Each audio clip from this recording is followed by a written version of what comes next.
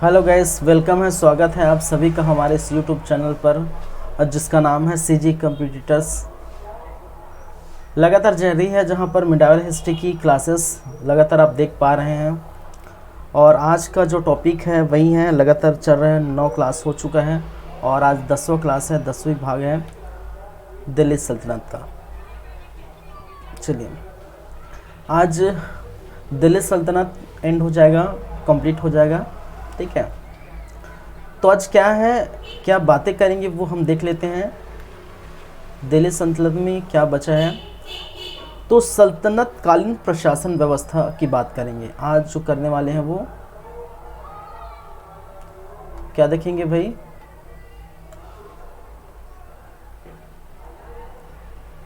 सल्तनत कालीन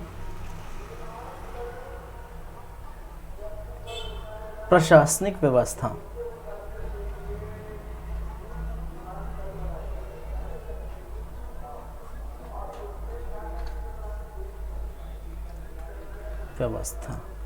ठीक है।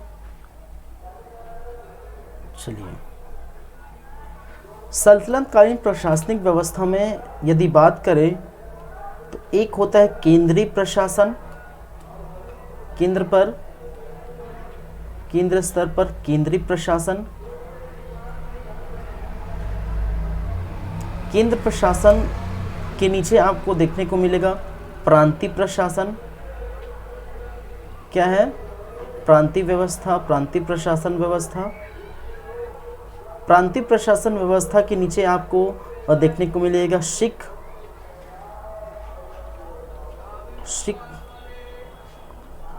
में डिवाइड किया है। सिख के नीचे परगने आपको देखने को मिलेगा,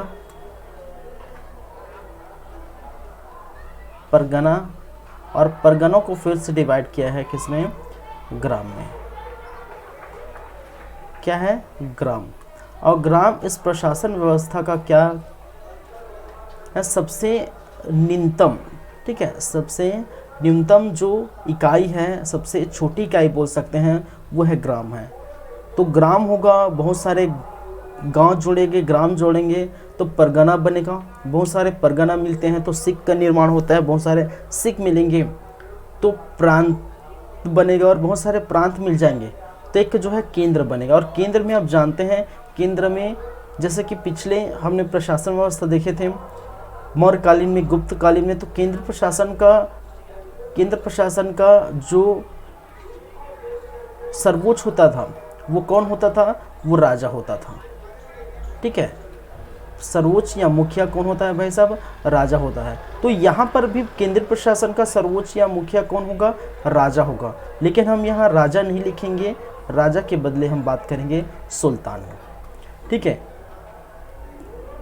प्रमुख कौन होगा? सुल्तान, सॉरी, यहाँ का प्रमुख कौन होता है? सुल्तान। प्रांतीय प्रशासन व्यवस्था को एक और नाम से जाना जाता है जिसको बोलते हैं इक्ता। इस प्रांतीय प्रशासन व्यवस्था को क्या कहते हैं? इक्ता के नाम से जानते हैं। किस नाम से? इक्ता। प्रांत को हम क्या कहते हैं? इक्ता कहते हैं। और यहाँ का जो प्रमुख होता है उसको कहा जाता है इक्तेदार। क्या कहते हैं भाई उसको? इक्तेदार के नाम से जाना जाता है, उनको इक्तेदार कहा गया है। वहीं सिख का प्रमुख क्या कहलाता है? सिखदार कहलाता है, सिखदार। परगना का प्रमुख आमिल के नाम से जानते हैं। परगना के प्रमुख को, ग्राम का प्रमुख चौधरी के नाम से जानते हैं। किस नाम से? चौधरी, ठीक है। ग्राम के प्रमुख को हम क्या कहते हैं भाई? चौधरी कहते हैं। तो इसका मतलब क्या है? ये सभी क्या है कि इनके प्रमुख हैं, ठीक है।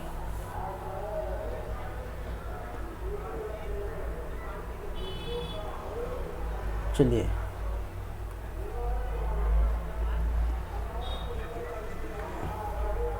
प्रमुख या मुखिया,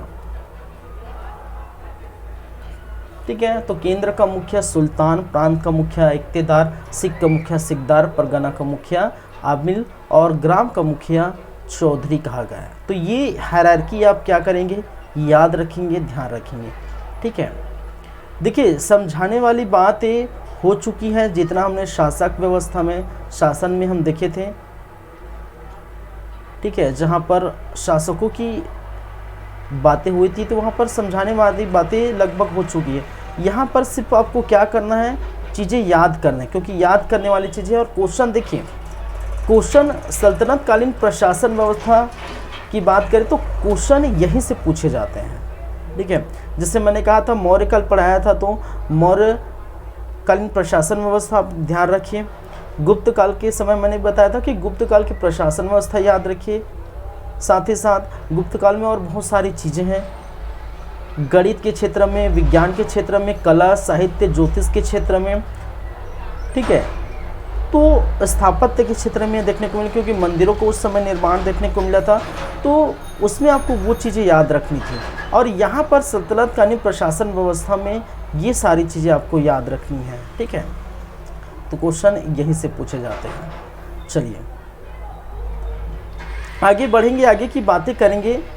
अब बात करिए यदि केंद्रीय प्रशासन की, तो जाहिर सी बात है केंद्रीय प्रशासन में राजा बैठेगा। केंद्र में कौन? केंद्रीय प्रशासन का अगर अंग बोले, केंद्रीय प्रशासन का अंग की बात करें तो केंद्रीय प्रशासन का अंग कौन होगा भाई? केंद्र का एक तो अब जानते हैं सबसे प्रमुख सर्वोच्च वो कौन होता है? वो सुल्तान होते हैं। कौन होता है? सर्वोच्च कौन होता है? सुल्तान होता है। केंद्रीय प्रशासन का सर्वोच्च एक होता है राजा, या जिसको बोल सकते हैं सुल्तान, ठीक है। क्या होगा? सुल्तान, केंद्रीय प्रशासन के अंग। और दूसरी बात है मंत्री परिषद।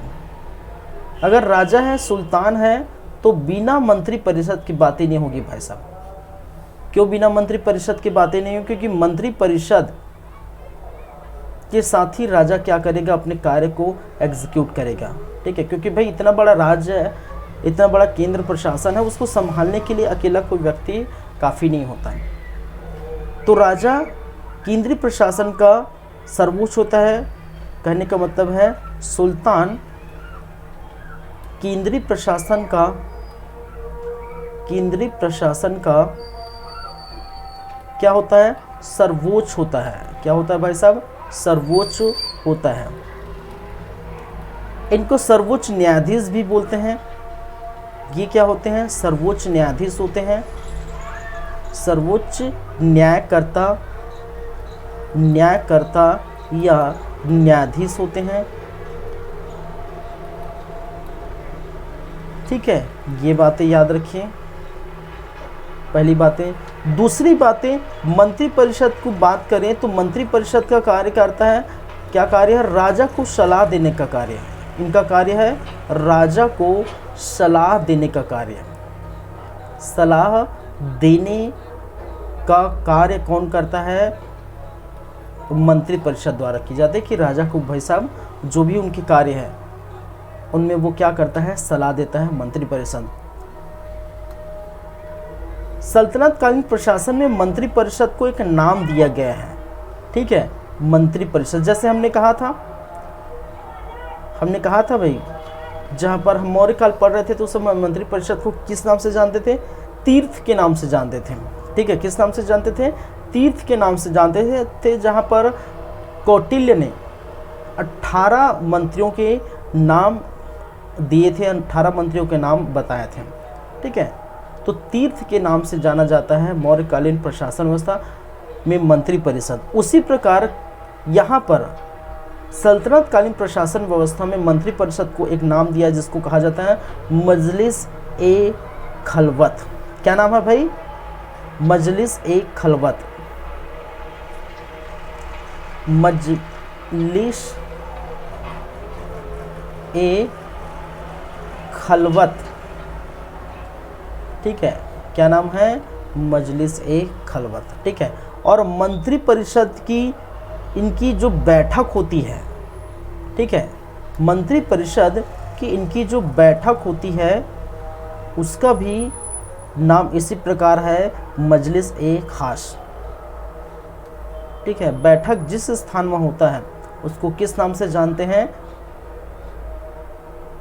मजलिस ए खास। क्या बोलते हैं? मजलिस ए खास को बैठक में हम क्या कहते हैं? मजलिस ए खास। ठीक है, क्लियर है बातें? क्लियर है कि नहीं भाई? केंद्रीय प्रशासन के अंतर्गत हम देख रहे हैं सुल्तान तो होगा ही, जाहिर सी बात है, राजा तो होगा, और राजा केंद्रीय प्रशासन का सर्वोच्च होता है, तो सर्वोच्च न्यायकर्ता सर्वोच्च न्यायाधीश से ही होते हैं। और अगर राजा होगा, सुल्तान होगा, तो इनके मंत्रिपरिषद जाहिर सी बातें होंगे। और मंत्रिपरिषद का मतलब होता है कि राजा को सलाह, ग्रुप ऑफ मिनिस्टर्स, राजा को सलाह देने का कार्य इस मंत्रिपरिषद का होता है। ठीक है, और इस मंत्रिपरिषद को सल्तनत कालीन प्रशासन व्यवस्था में मजलिस ए खलवत के नाम से जाना जाता है। और बैठक जहाँ पर होती, जिस स्थान पर बैठक होती है उस स्थान को मजलिस ए खास के नाम से जानते हैं। ठीक है, तो चलिए फिर कुछ मंत्रिपरिषद देख लेते हैं, अलग अलग जो है स्थानों पर, ठीक है, अलग अलग विभागों पर जो मंत्री बैठते हैं उनकी मंत्री के नाम देख लेते हैं, किस किस विभाग से वो ताल्लुक़ रखते हैं, क्या क्या नाम है मंत्री के, वो इम्पोर्टेंट है। ठीक है, क्योंकि क्वेश्चन यहीं से शुरू होगा और आपको कुछ नहीं करना पड़ेगा, आपको सिर्फ और सिर्फ चीज़ें, ठीक है, आप क्या करनी पड़ेगी, कॉपी में लिखना है और लिख के याद करना है। ठीक है, चलिए हम बात करेंगे मंत्री परिषद की। ठीक है, मंत्री परिषद, ठीक है, इसको थोड़ा अच्छे से बना लेता हूँ। मंत्री परिषद,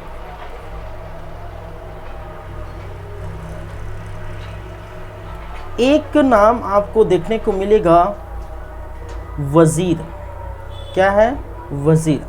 और वजीर कुछ और नहीं होता, ये होता है प्रधानमंत्री।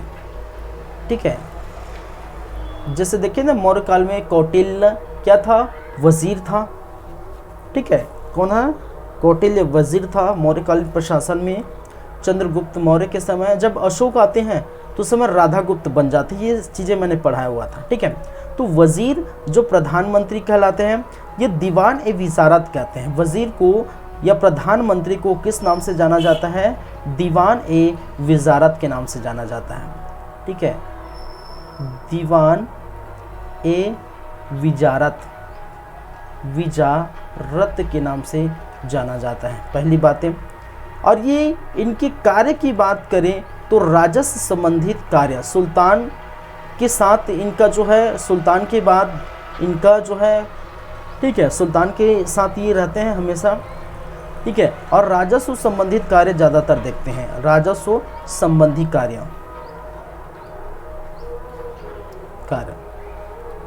सुल्तान का कनिष्ठ, उसको बोल सकते हैं सुल्तान के करीबी मंत्री, बोल सकते हैं करीबी मंत्री। उनको हर चीज़ उनको बताएंगे क्या करना है क्या नहीं करना है। ठीक है, पूरा ख्याल कौन रखते हैं? वजीर रखते हैं। जैसे चाणक्य ने चंद्रगुप्त मौर्य का पूरा ख्याल रखा था।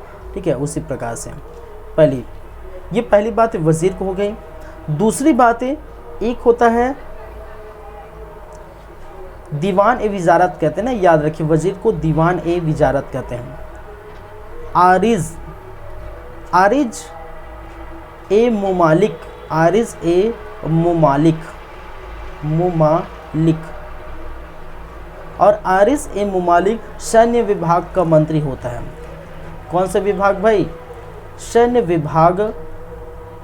विभाग का प्रमुख होता है, मंत्री होता है।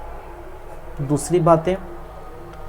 तीसरी बातें, दबीर एक खास, एक और है, ये सभी चीज़ें आपको याद करनी है। ठीक है, दबीर ये खास, और दबीर एक खास जो है पत्र व्यवहार का प्रदान कर। ठीक है, पत्र व्यवहार का प्रधान कहलाता है। चौथे नंबर पर दीवाने सिलायत क्या है? दीवाने सिलायत। और दीवाने सिलायत विदेशी वार्ता का प्रधान होता है। कौन होता है? विदेशी वार्ता का प्रधान किसको कहा जाता है भाई? इसी दीवाने सिलायत को। फिर बात करते हैं सद्र उस सुदूर। एक और होता है सद्र उस सुदूर, ठीक है, सद्र उस सुदूर। और सद्र उस सुदूर जो है एक क्या है? याद रखिए, धार्मिक विभाग का प्रधान। क्या भाई? धार्मिक विभाग का प्रधान को हम क्या कहते हैं? सद्र उस सुदूर के नाम से जाना जाता है। चलिए कंटिन्यूसली अब लिखने की बातें करिए, ठीक है, और कुछ नहीं। काजी कुजात, ये हो गया 5 नंबर में। 6ठे नंबर पे हम बात करते हैं काजी ए कुजात, ठीक है, ये कुजात। और काजी ए कुजात न्याय विभाग होता है, ठीक है, न्याय विभाग का मंत्री का प्रमुख बोल सकते हैं, या प्रधान बोल सकते हैं, या मंत्री, ठीक है। चलिए बरीद ए मुमालिक, एक और है बरीद ए मुमालिक। क्या भाई? बरीद ए मुमालिक। और बरीद ए मुमालिक जो है गुप्तचर विभाग का प्रधान होता है। किसका? गुप्तचर विभाग का प्रधान, ठीक है।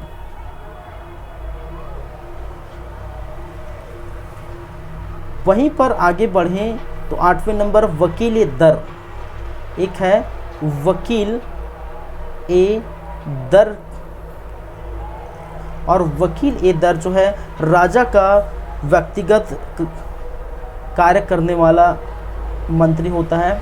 राजा का व्यक्तिगत कार्य, ठीक है, व्यक्तिगत कार्य या राजा का घरेलू कार्य करने वाला मंत्री होता है, ठीक है, घरेलू कार्य करने वाले मंत्री होते हैं। वहीं पर 9वें नंबर अमीर ए आखुर, ठीक है, क्या है? अमीर ए आखुर। अमीर ए आखुर अस्तबल का क्या होता है? प्रधान होता है। कौन सा? अमीर ए आखुर अस्तबल का क्या होता है भाई साहब? प्रधान होता है। वहीं पर हम बात करें 10वां नंबर अमीर ए हाफिज। अमीर ए हाफिज, हाजिब, शिष्टाचार के नियम में लागू करने वाला मंत्री, ठीक है, शिष्टाचार का नियम लागू करने वाला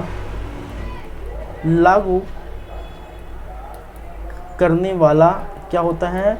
मंत्री को क्या कहते हैं? अमीर हाजिब के नाम से जाना जाता है। वहीं पर 11वें नंबर पे बात करें अमीर ए तुजुक, ठीक है, अमीर ए तुजुक। और अमीर ए तुजुक उत्सवों का आयोजन अधिकारी, उत्सवों का आयोजन करने वाला अधिकारी, ठीक है, उत्सव का आयोजक अधिकारी कौन होता है? ये होते हैं अमीर ए तुजुक। वहीं पर हम बात करें तो शहना ए पिल, एक और है शहना ए पिल। और शहना ए पिल कौन होते हैं भाई साहब? ये होते हैं हाथियों की सेना का प्रमुख। हाथियों की सेना का प्रमुख, सेना का प्रमुख कौन होता है? शहना ए पिल। वहीं पर बात करें सर ए जानदार, ठीक है, एक और है सर ए जानदार। जानदार, जान देने वाला, कहने का मतलब है सुल्तान के अंगरक्षक। क्या है भाई? सुल्तान के अंग रक्षक। तो मंत्रिपरिषद में इतनी सारी चीज़ें आपको क्या करनी है, याद रखनी है। समझ रहे हैं मेरी बातें? तो राजा तो होगा, जाहिर सी बात है, और राजा के जो मंत्री परिषद होंगे, और मंत्री परिषद को मैंने क्या कहा, मजलिस खलवत और मजलिस खास में उनकी बैठक होती है। मंत्री परिषद में वजीर है, आरिज ए मुमालिक है, वजीर प्रधानमंत्री होता है, आरिज ए मुमालिक सैन्य विभाग का प्रमुख होता है, दबीर ए खास पत्र व्यवहार का प्रधान, दीवाने सिलायत विदेशी वार्ता का प्रधान, सद्र उस सुदूर धार्मिक विभाग का प्रधान, काजी ए कुजात न्याय विभाग का प्रमुख, बरीद ए मुमालिक गुप्तचर विभाग का प्रधान, वकील ए दर राजा का व्यक्तिगत कार्य करने वाला, घरेलू कार्य करने वाला, अमीर ए आखुर अस्तबल का प्रधान होता है, घोड़े वोड़े संभालने वाले व्यक्ति होते हैं, अमीर हाजिब शिष्टाचार का नियम पालन करता है, ठीक है, शिष्टाचार का जो है नियम लागू करने वाला मंत्री होता है कि भाई दरबार में कौन जो है शिष्टाचार जो है वो शिष्टाचार से या फिर आचरण अच्छा जिनका किस प्रकार से लागू करें। आमिर ए तुजुक उत्सव का आयोजक अधिकारी, सना ये पिल हाथियों की सेना का प्रमुख और सर जानदार सुल्तान के अंगरक्षक होते हैं। ठीक है, तो इतनी सारी चीज़ें आपको क्या करना है, याद रखना है। ये हैं कुछ मंत्री परिषद के नाम। चलिए हो गए, आगे चलते हैं, आगे की बात करते हैं सल्तनतकालीन प्रमुख विभाग। कुछ विभाग हैं जिनकी हम बातें करेंगे, प्रमुख विभाग हैं। ठीक है,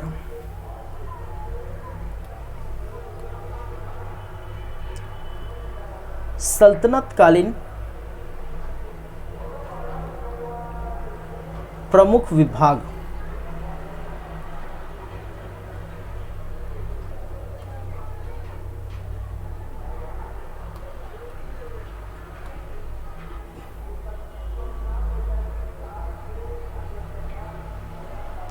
चलिए, प्रमुख विभाग में आपको देखने को मिलेगा क्या क्या नाम है भाई।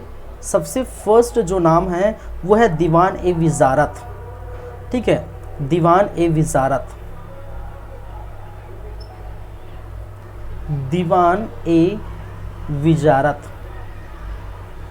और ये दीवान ए विजारत क्या है, वित्त संबंधी बातें, वित्त विभाग है। ठीक है, क्या है, वित्त संबंधी कार्य होता है, वित्त संबंधी कार्य। कहने का मतलब है ये वित्त विभाग होते हैं। क्या होते हैं भाई, वित्त विभाग। और ये किनके अंतर्गत होते हैं, ये वजीर के अंतर्गत होते हैं। किनके अंतर्गत आएगा भाई, ये वजीर के हाथों में आते हैं। और मैंने कहा था, लिखा है प्रधानमंत्री होते हैं, वो दीवान ए विजारत के मंत्री होते हैं। कहने का मतलब वित्त विभाग, ठीक है, राजस्व वित्त विभाग को देखता है यही।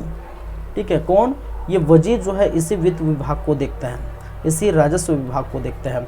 और वित्त संबंधी कार्य, वित्त विभाग किसको कहा जाता है, दीवान ए विजारत को कहा जाता है। क्लियर है बातें। चलिए दूसरे नंबर बात करते हैं, दीवान ए अर्ज। ठीक है, क्या है, दीवान ए अर्ज, दीवान ए अर्ज, दीवान ए अर्ज। और ये सैन्य विभाग, क्या है भाई, सैन्य विभाग। ठीक है, और सैन्य विभाग का प्रमुख हमने क्या बताया था, ये तो खैर विभाग के नाम हो गए, लेकिन सैन्य विभाग का प्रमुख कौन होता है, वो आजिर ए मुमालिक होता है, जो एक मंत्री होते हैं। ठीक है, तो दोनों चीज़ें थोड़ा इस प्रकार से आप क्या करिए, याद रखिए। जैसे मैंने कहा, वित्त विभाग को दीवान विजारत कहते हैं, ये किसके अंतर्गत आता है, वजीर के अंतर्गत आता है, प्रधानमंत्री के अंतर्गत आता है। और दीवान अर्ज सैन्य विभाग है, ये किसके अंतर्गत आता है, ये आता है, ठीक है, सैन्य विभाग का प्रमुख जो आरिज और मुमालिक कहलाता है। ठीक है, चलिए तीसरे नंबर पर दीवान ए रियालत। एक और नाम है दीवान ए रियालत। क्या है भाई, रियालत। और दीवान ए रियालत जो है वो विदेशी एवं धार्मिक, विदेशी एवं धार्मिक विभाग के अंतर्गत आते हैं। ठीक है,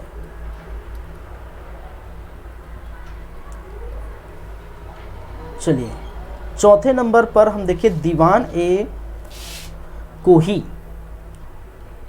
दीवान ए कोही। और दीवान ए कोही क्या है भाई, मैं इसको बता चुका हूँ, पहले भी बताया है, ठीक है। ये मोहम्मद बिन तुगलक के समय ये क्या थे, कृषि विभाग थे, ठीक है, कृषि विभाग थे।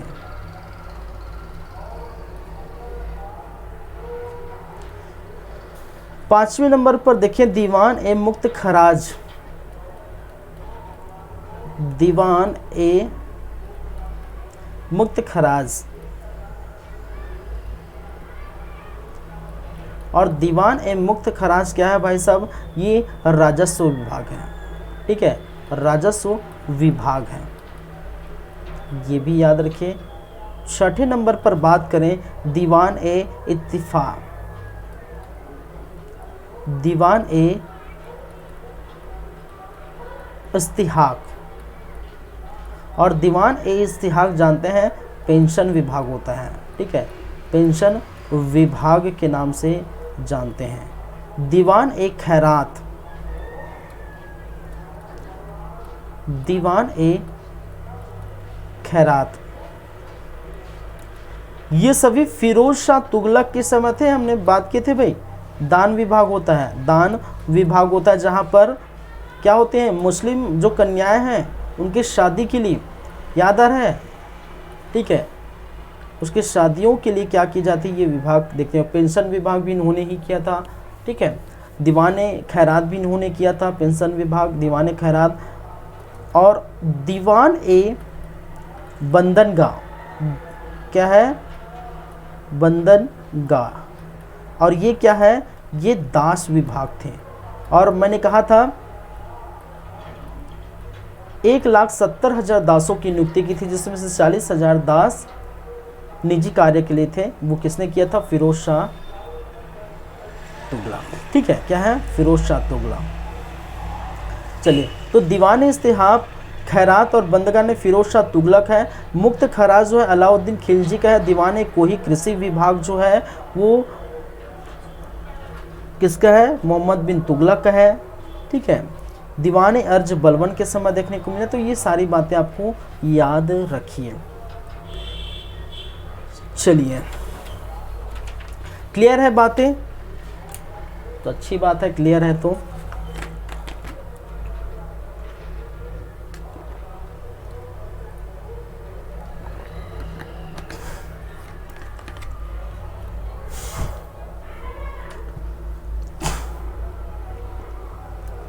चलिए नेक्स्ट हम देखते हैं सैन्य व्यवस्था। ये सैन्य प्रणाली देखते हैं, सल्तनत कालीन सैन्य व्यवस्था। सल्तनत कालीन क्या है, सैन्य व्यवस्था। सल्तनत कालीन सैन्य व्यवस्था की बात करें तो आप जानते हैं कि इनको क्या किया जाता है, इसमें सैनिकों को नगद वेतन देना शुरू कर दिया था, ठीक है। सैनिकों को क्या देते थे भाई, नगद वेतन देते थे, नगद वेतन देते थे। ये चीजें मैंने बताया था। फिर ये भी बताया था दाग एवं हुलिया प्रथा स्टार्ट किया था, और किसने किया था आप कमेंट करके बताएंगे। और ये क्या है, ठीक है, हुलिया प्रथा, ठीक है। घोड़ों को दागने, घोड़ों पर चिन्ह लगाने, घोड़ों पर थप्पा लगाने, और जो सैनिकों की हुलिया चेंज करने की बात कही थी, किसने कही थी आप कमेंट करके बताइए। तो दाग और हुलिया प्रथा देखने को मिली थी, ठीक है। सैनिकों को दशमलव प्रणाली पद्धति पर आधारित है, ठीक है। सेना जो है, सैन्य प्रणाली में आपके घुड़सवार देखने को मिलते हैं। घुड़सवार सेना किस प्रकार के सेना है, सेना के अगर प्रकार बोलें,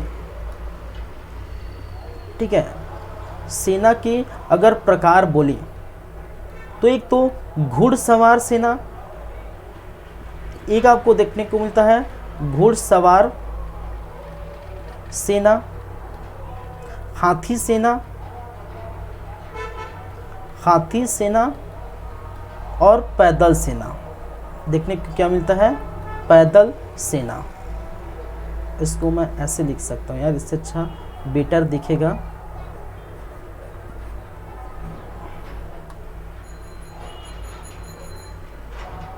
ठीक है, घुड़सवार, घुड़सवार सेना,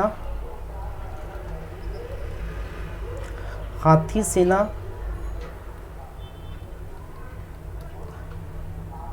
तीसरा पैदल सेना। क्या है? पैदल सेना। तो ये चीज़ें आप क्या करिए, याद रखिए। चलिए, सेना, सेना को, सेना दशमलव प्रणाली पर आधारित था। सेना जो है दशमलव प्रणाली पर क्या था? आधारित था। और ये दशमलव प्रणाली क्या होते हैं भाई? दशमलव प्रणाली कहने का मतलब है, ठीक है, कि हर दशक के बाद सेना के नाम जो है, ठीक है, उनके चेंज हो जाते हैं, उनकी चीज़ें चेंज हो जाते हैं। जैसे कि अगर मैं बात करूं पहले नंबर में है, ठीक है, पहले नंबर की बात करूं, अगर 10 अश्वरोही है, 10 अश्वरोही सेना है, ठीक है। चलिए मैं इसको नेक्स्ट पेज में ले चलता हूं। क्या है सेना की दशमलव प्रणाली? सेना के दशमलव प्रणाली, अगर सेना की दशमलव प्रणाली की बात करें,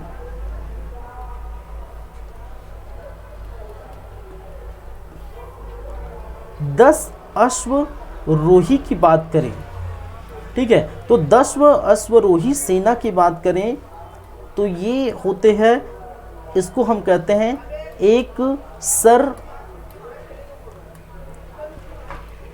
एक सर एक खेल, एक सर एक खेल के नाम से जाना जाता है, ठीक है। चलिए, वहीं पर अगर 10 सर एक खेल की बात करें, सर एक खेल, तो 10 सर एक खेल कहने का मतलब है कि एक सिपल सार, एक क्या है, क्या कहते हैं, सिपल शाला, सिपल सार।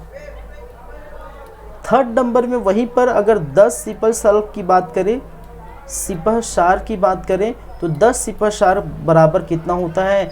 एक अमीर कहलाता है। सेनाओं की बात करें, एक क्या होता है?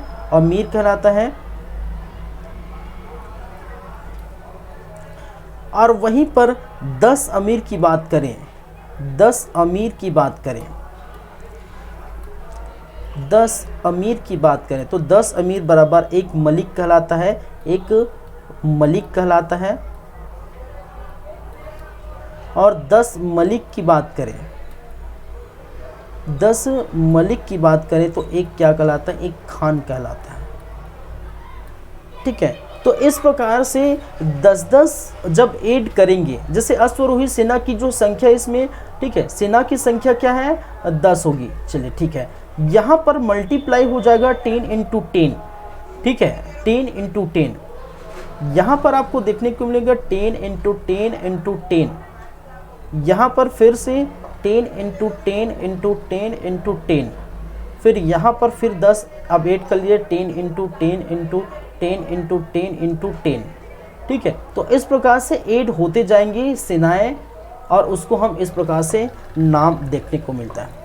तो 10 अश्वरोही सेना का मतलब है एक सर एक खेल कहता है, ठीक है। 10 जो अश्वरोही सेना है, 10 जो घोड़े की जो सेना है, झुंड में अगर 10 घोड़े की आप सेना देख रहे हैं, उस झुंड को हम सर एक खेल कहते हैं।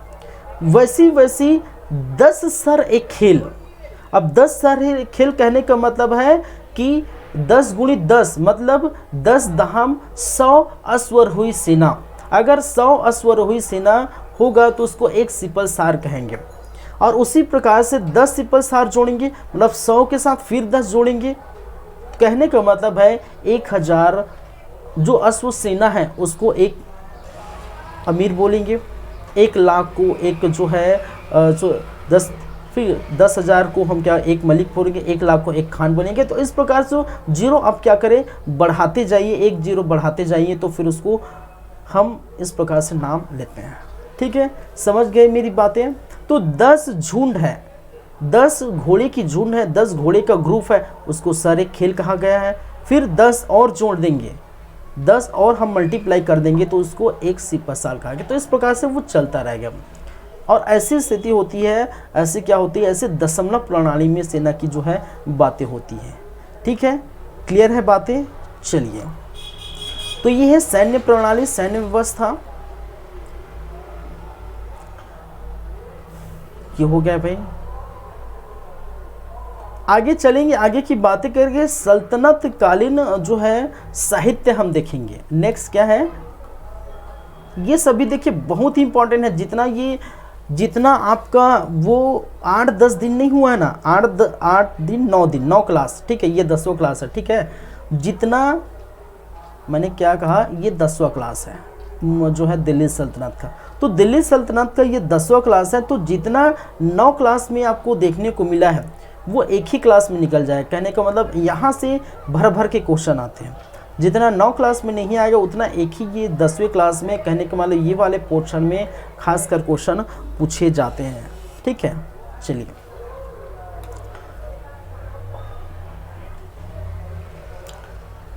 हम क्या देख रहे थे, सल्तनत कालीन साहित्य पर नजर डाल रहे थे। ठीक है, सल्तनत कालीन साहित्य एवं साहित्यकार, साहित्य एवं साहित्यकार। ठीक है, तो बहुत इंपॉर्टेंट है भाई, कौन कौन से हैं वो हम देखेंगे। तो फर्स्ट नंबर में चलिए, हसन निज़ामी। हसन निज़ामी, ठीक है, ये साहित्यकार हैं और उनकी जो लेखक है ताज उल माशिर, ताज उल माशिर के नाम से जाना जाता है। दूसरे नंबर पर देखिए मिन्हाज उस सिराज, क्या है, मिन्हाज उस सिराज, उल सिराज, मिन्हाज उल सिराज। और मिन्हाज उल सिराज की जो है रचना तबकाते ए नासरीन, नासरी। ठीक है, हसन जो है निज़ामी वो ऐबक के समय है, इल्तुतमिश के समय, इल्तुतमिश के समय मिन्हाज उल सिराज थे। चलिए थर्ड नंबर पर हम बातें करते हैं। तीसरे नंबर पर जियाउद्दीन बर्नी। ये जियाउद्दीन इसकी बातें कर रहे थे, जियाउद्दीन बर्नी। और जियाउद्दीन बर्नी जो बलवन के समय से लेकर फिरोज शाह तुगलक के समय तक देखने को मिलता है। इसकी रचना है तारीख़े ए फिरोज शाही। तारीख़े ए क्या है, फिरोज शाही। हालांकि मैं कुछ चीज़ें वहाँ लिखा चुका हूँ, लेकिन यहाँ पर आप मोटा मोटी देख लेंगे पूरा एक चीज़ एक ही पेज में, तो आप जो है बेटर फील करेंगे, बेटर जो है यहाँ पर देखने को मिलेगा। ठीक है, फतवा ए जहांदारी, क्या है भाई साहब, फतवा ए जहांदारी। वहीं पर चौथे नंबर पर हम बात करें फिरोज की आत्मकथा। ठीक है, फिरोज शाह की आत्मकथा, फिरोज शाह। और फिरोज शाह ने एक रचना लिखी आत्मकथा, अपनी आत्मकथा।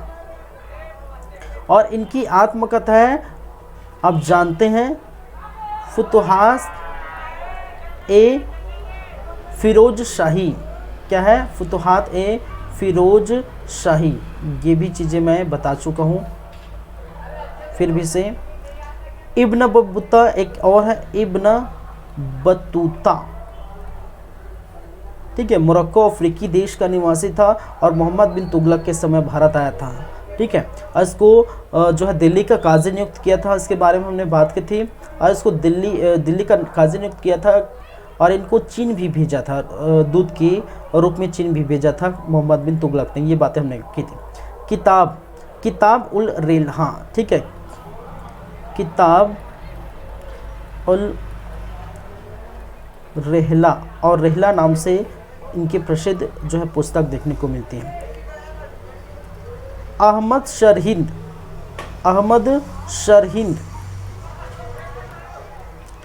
तारिक ए मुबारक शाही क्या है भाई साहब? तारिक ए मुबारक शाही सैयद वंश की जानकारी ये देता है। ठीक है, सैयद वंश जब पढ़ रहे थे तो देखे थे अहमद शरीह, तारिक ए मुबारक शाही।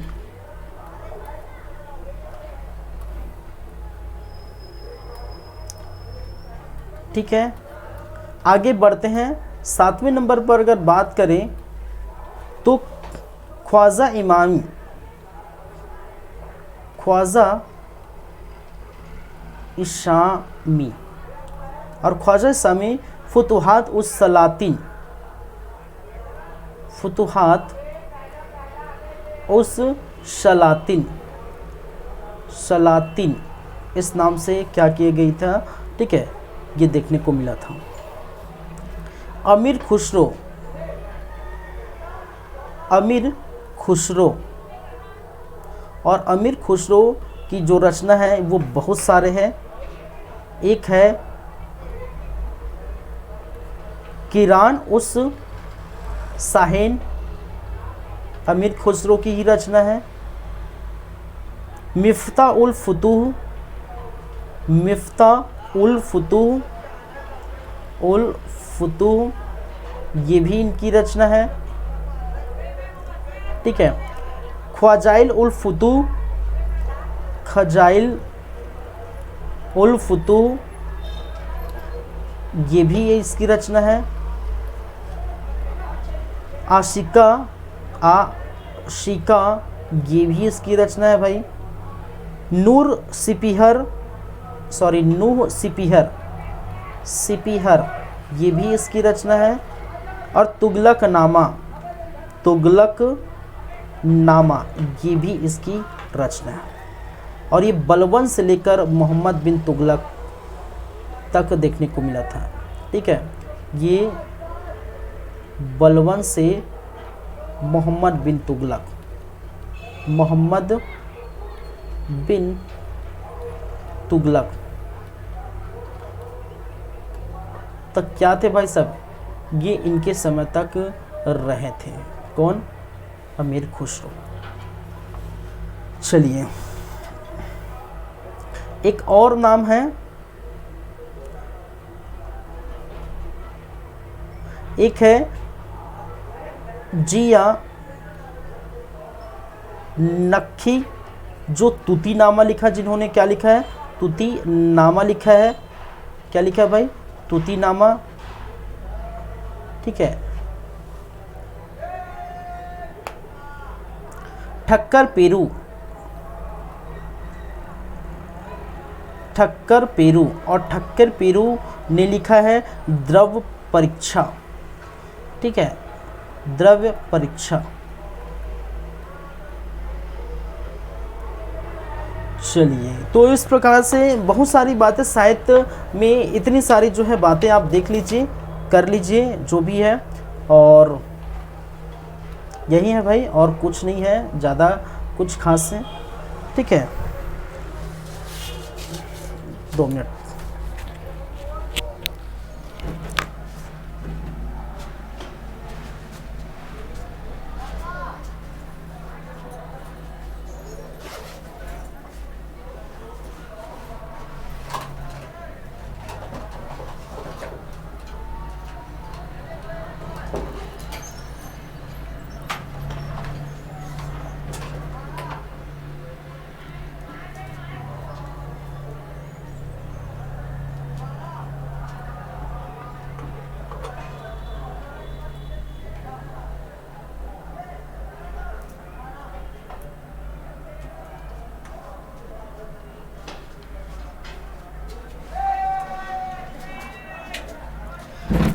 चलिए, ठीक है, आगे बढ़ते हैं, आगे की बात करते हैं।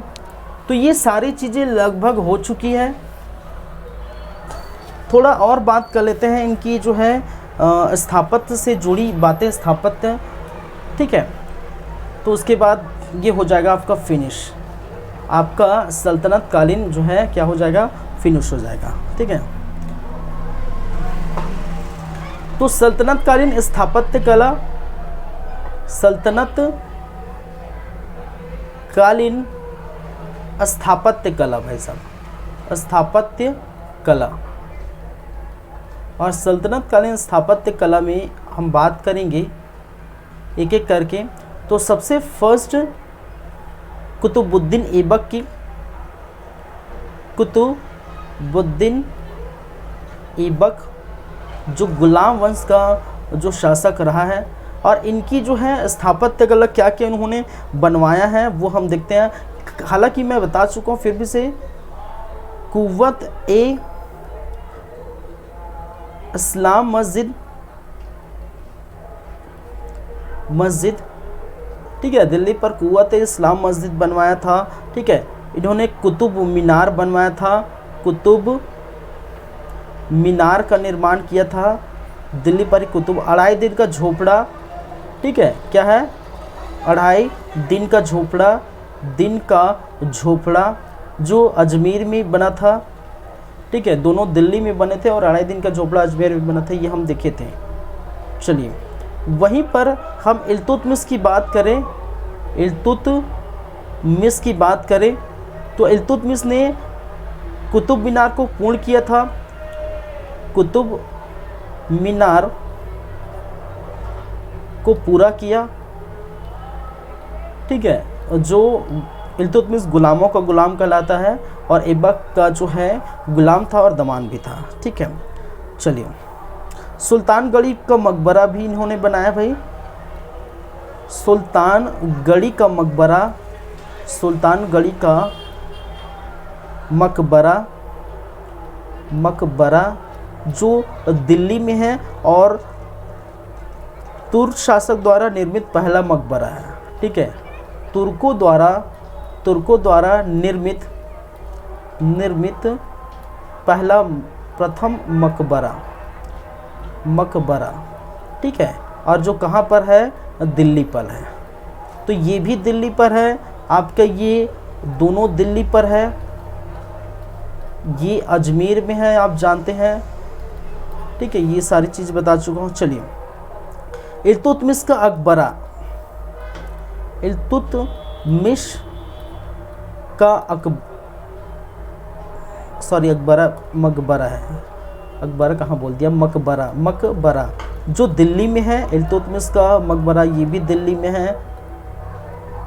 चलिए गंधक की बावली महरौली, ठीक है, गंधक की बावली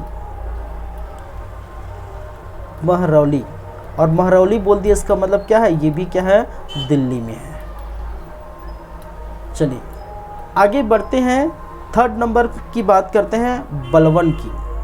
किसकी, बलबन की बात करते हैं। तो बलबन ने क्या क्या किया, लाल महल बनवाया दिल्ली में, लाल महल का स्थापना इन्होंने किया भाई साहब ने, कहाँ पर, दिल्ली में। वहीं पर जो है बलबन का मकबरा है, बलबन का मकबरा। ठीक है,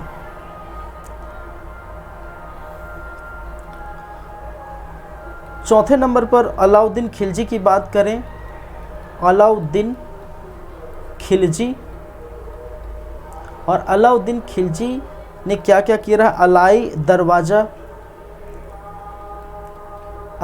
दरवाज़ा इन्होंने बनाया भाई साहब ने। श्रीनगर, ठीक है, दिल्ली में दूसरी दिल्ली कहा जाता है।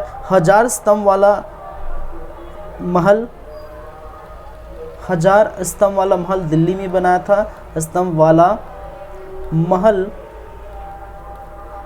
फिर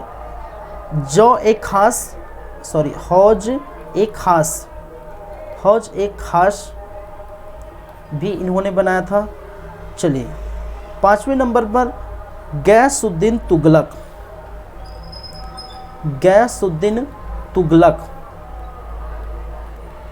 और गैसुद्दीन तुगलक ने तुगलताबाद का निर्माण किया था, तुगलताबाद का निर्माण इन्होंने किया था भाई साहब ने। गैसुद्दीन तुगलक का मकबरा, फिर तुगलकाबाद का किला, तुगलकाबाद का किला, गैसुद्दीन का मकबरा, गैसुद्दीन का मकबरा यहीं पर आपको देखने को मिलेगा। ठीक है, फिर हम बात करें छठे नंबर की बात करें तो मोहम्मद बिन तुगलक की है। मोहम्मद बिन तुगलक, और मोहम्मद बिन तुगलक ने क्या क्या किया है, जहाँ पनाह नगर दिल्ली में, जहाँ पनाह नगर दिल्ली में बसा है, अलीदाबाद का किला,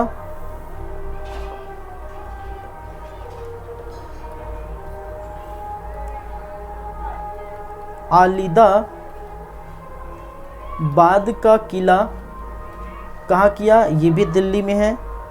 निज़ामुद्दीन औलिया का मकबरा, निज़ामुद्दीन औलिया का मकबरा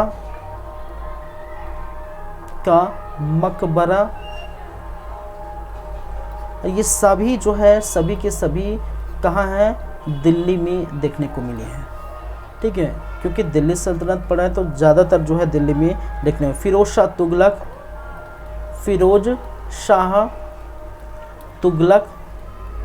और फिरोज शाह तुगलक ने फिरोज शाह कोटला मैदान बनाया, फिरोज शाह कोटला मैदान, और फिरोज शाह कोटला मैदान को अभी अरुण जेटली मैदान कहा गया जाता है। ठीक है, ये क्रिकेट के लिए और फेमस है दिल्ली में। ठीक है, खाने जहां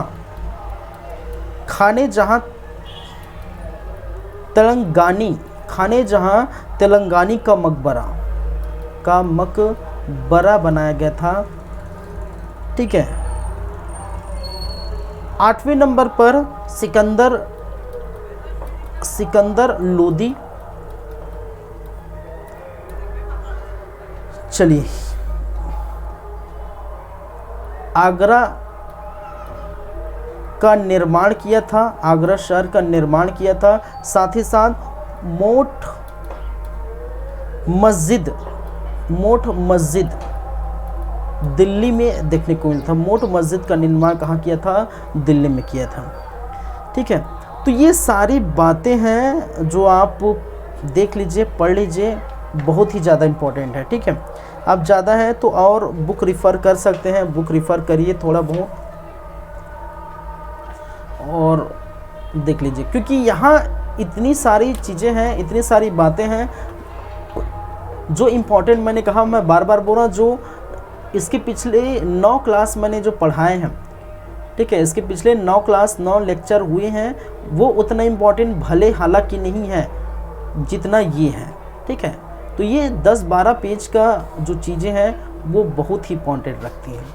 ठीक है, सल्तनत कालीन प्रशासन व्यवस्था में ये चीज़ें, ठीक है, यहाँ से स्टार्ट होता है। वजीर, आरिज ए ममालिक, मंत्रिपरिषद के जितने नाम हैं ये याद रखें। ठीक है, 12-13 ये। फिर सल्तनत कालीन प्रमुख विभाग की बातें अगर करें तो ये सारी चीज़ें हैं। सल्तनत कालीन सैन्य व्यवस्था किस प्रकार से देखने को मिली है। फिर सल्तनत कालीन जो साहित्य और साहित्यकार ये देख लिया। और सल्तनत कालीन स्थापत्य कला, तो ये लगभग मैंने कहा भरपूर है, बहुत ही। ठीक है, देख सकते हैं। तो इस प्रकार से हम कहें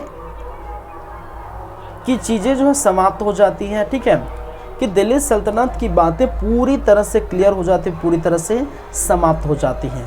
और आगे की क्लास जो होगी वो दिल्ली सल्तनत के बाद जो भी हम देखेंगे, उसके बाद हो सकता है हम भक्ति और सूफी आंदोलन देखें। ठीक है, क्योंकि इसके बाद कुछ चीज़ें उससे जुड़ी हुई हैं।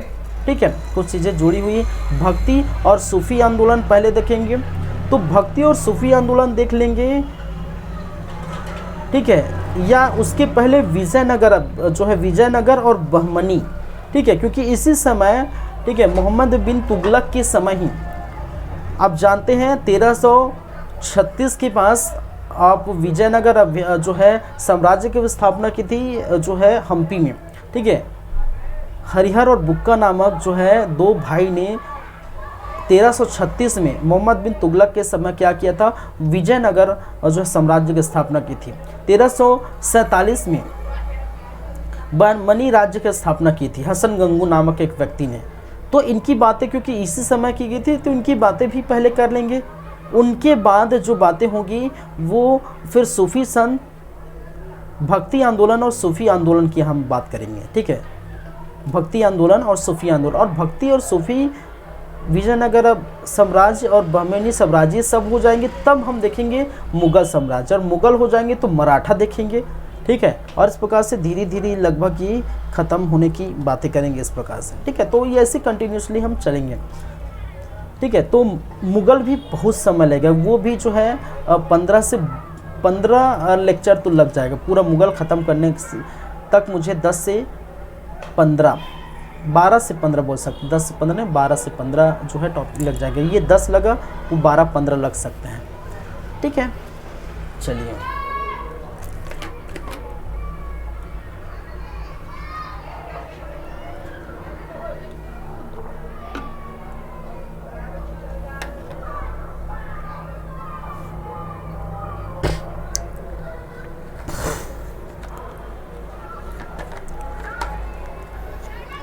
एक और मुबारक खिलजी,